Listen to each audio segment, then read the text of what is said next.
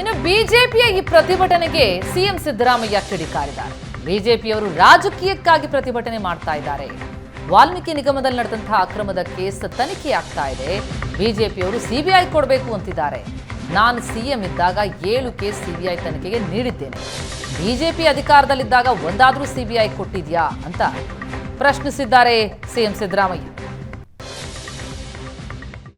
ನಾವು ಅದನ್ನ SIT ಮಾಡಿದೀವಿ, ತನಿಖೆ ನಡೀತಾ ಇದೆ, ನಿಷ್ಪಕ್ಷಪಾತವಾಗಿ ಮಾಡಿ ಅಂತ ಹೇಳಿದೀವಿ. ಗೊತ್ತಾಯ್ತಾ? ಅವರು ರಾಜಕೀಯಕ್ಕೋಸ್ಕರ ಪ್ರತಿಭಟನೆ ಮಾಡ್ತಾ ಇದ್ದಾರೆ. ಇದನ್ನ ಯಾಕೆ ಮಾಡಲ್ಲ? ಬೇರೆ ವಿಚಾರಗಳಿಗೆ ಯಾಕೆ ಮಾಡಲ್ಲ? ಇದು ಬ್ಯಾಂಕ್ಗೆ ಸಂಬಂಧಪಟ್ಟಂತ ವಿಚಾರ ಆದ್ರಿಂದ ಸಿಬಿಐನೂ ಮಾಡ್ತಾ ಇದ್ದಾರೆ, ಎನ್ಕ್ವೈರಿನ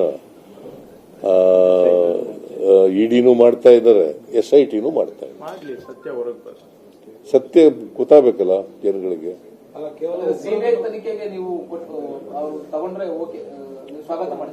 ನಾನು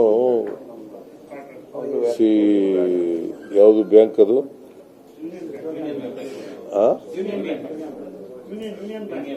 ಯೂನಿಯನ್ ಬ್ಯಾಂಕ್, ಅದು ನ್ಯಾಷನಲೈಸ್ ಬ್ಯಾಂಕ್. ಅದಕ್ಕೋಸ್ಕರ ಅವರು ಕಂಪ್ಲೇಂಟ್ ಕೊಟ್ಟಿದ್ದಾರೆ. ನಾವು ಒಂದು ಕಂಪ್ಲೇಂಟ್ ಕೊಟ್ಟಿದ್ದೀವಿ ಇವರಿಗೆ, ಯಾರಿಗೆ? ಸಿಬಿಐಗೆ.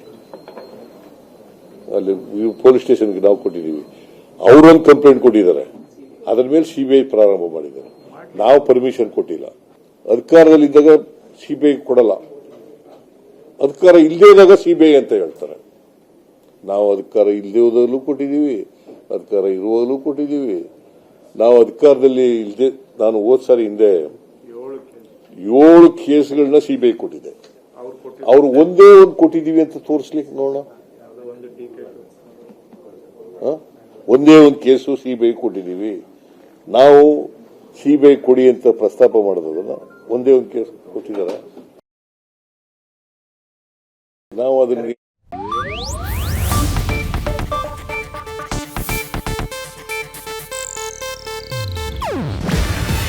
ಇದು ಏಷ್ಯಾನೆಟ್ ನ್ಯೂಸ್ ನೆಟ್ವರ್ಕ್ ಪ್ರಸ್ತುತಿ.